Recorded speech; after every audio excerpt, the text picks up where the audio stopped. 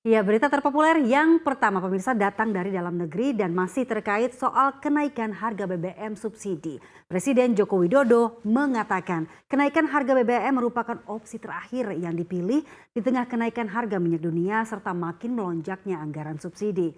Puncak persoalan kenaikan harga minyak dunia ini terjadi ketika perang Rusia dan Ukraina meletus di akhir Februari 2022 lalu.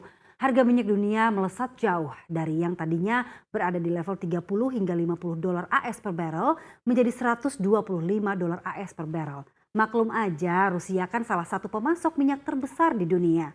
Semua negara panik apalagi mengingat situasi juga belum pulih dari pandemi COVID-19. Selain itu masih ada luka memar yang harus dibereskan terutama dari sisi fiskal. Negara dengan anggaran terbatas mau nggak mau harus menaikkan harga BBM membiarkan beban lonjakan harga minyak dunia dirasakan masyarakat. Ya, pengumuman kenaikan BBM subsidi diumumkan Presiden Joko Widodo setelah sebelumnya pemerintah sudah lebih dulu membagikan bantuan langsung tunai tambahan terkait BBM kepada masyarakat.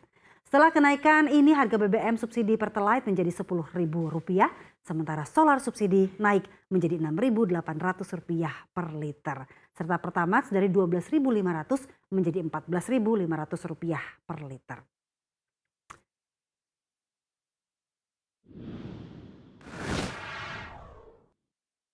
Ya pemirsa ternyata nggak cuma Presiden Jokowi yang sepertinya beranggapan situasi dunia sedang kacau balau. Ya, Menteri Keuangan Sri Mulyani Indrawati juga khawatir situasi ini akan berdampak negatif terhadap anggaran pendapatan dan belanja negara atau APBN 2023. Khususnya dari sisi penerimaan, setoran negara diperkirakan tidak akan secemerlang di tahun ini. Sri Mulyani menambahkan bahwa setiap kali ada boom komoditi, totali penerimaan melonjak atau meledak atau kemudian pingsan. Nah, situasi ini tantangan dalam pengelolaan keuangan negara. Belum lagi, perang Rusia dan Ukraina yang tidak tahu kapan akan berakhir juga menjadi ancaman krisis di banyak negara dan berpotensi menciptakan stagflasi global. Tahun 2023 target penerimaan perbajakan adalah Rp2.016,9 triliun, sedikit lebih tinggi dari outlook realisasi penerimaan pada 2022 yang sebesar Rp1.924,9 triliun.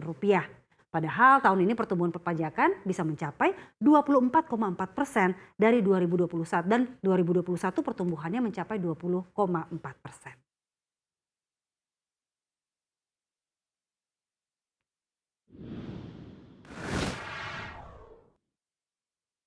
Berita terpopuler berikutnya datang dari global pemirsa di mana Australia kini kekurangan pekerja. Ini terjadi akibat penutupan perbatasan lebih dari 2 tahun selama pandemi COVID-19 yang rupanya tak hanya menahan penyebaran virus tetapi juga memblokir akses ke pekerja potensial untuk negara tersebut. Kini Australia akan melakukan berbagai cara agar mendapatkan para pekerja kembali. Pekan lalu saja pemerintah Australia meningkatkan jumlah migrasi permanen menjadi 195.000 dari tahun keuangan ini.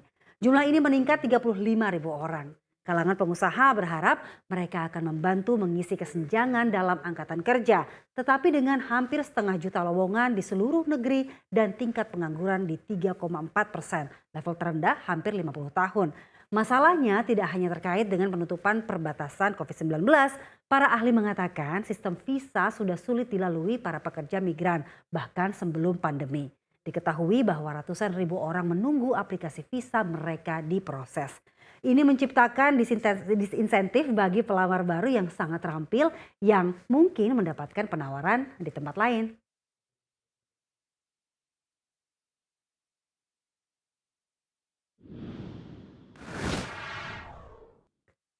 Selanjutnya Uni Eropa mulai gelisah pemirsa imbas penghentian gas Rusia ke wilayahnya. Uni Eropa menyatakan siap untuk bereaksi terhadap keputusan Rusia menghentikan pasokan gas ke blok tersebut. Adapun raksasa energi milik negara Rusia Gazprom pada hari Jumat lalu mengumumkan penghentian tanpa batas aliran gas ke Eropa melalui pipa gas Nord Stream 1 dengan alasan perlunya perbaikan tambahan. Langkah itu dilakukan setelah pasokan telah dihentikan minggu lalu karena pemeliharaan yang direncanakan yang diperkirakan akan berlangsung hingga 3 September. Komisaris Uni Eropa berharap Rusia menghormati kontrak yang mereka miliki, tetapi bahkan jika persenjataan energi akan berlanjut atau akan meningkat, Uni Eropa siap bereaksi. Eropa harus menghemat bahkan berbagi energi. Penghentian pasokan terjadi ketegangan antara Rusia dan Uni Eropa saat perang di Ukraina berlanjut. Rusia dituduh mempersenjatai pasokan gas ke tetangganya di Eropa dalam upaya untuk menekan blok tersebut agar mencabut sanksi. Di sisi lain, Rusia membantah menggunakan energi sebagai senjata. Gazprom telah berulang kali mengatakan bahwa sanksi mencegahnya memelihara dan menjalankan pipa secara efisien dan telah mengurangi aliran gas melalui pipa menjadi sekitar 20% dari kapasitas penuhnya. Keputusan Gazprom datang beberapa jam setelah kekuatan ekonomi kelompok 7 atau G7 menyetujui rencana untuk mengenakan batasan harga pada minyak Rusia dalam upaya untuk mengekang pendapatan minyak Moskow.